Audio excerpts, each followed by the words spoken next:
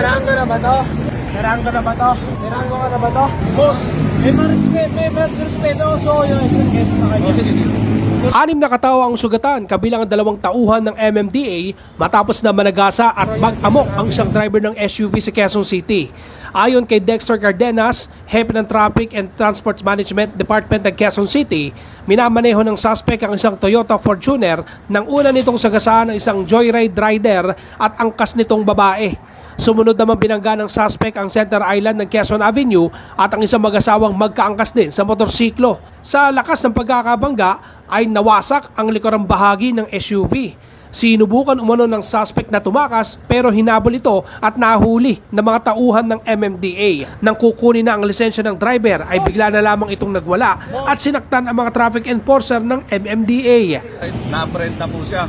Tapos nung nandito na po, nagmumura na po yung driver ng Fortuner. Ngayon, natakot po yung kasama ko na MMDA din na si Derek. After po nun sir, tinakal niya. Ngayon, pagpuno na po siya doon. Tapos inaawat ko na po, sinipa niya naman po kagad ako sa mismong mukha.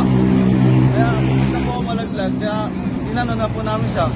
Nilagyan na po ng towel na posas.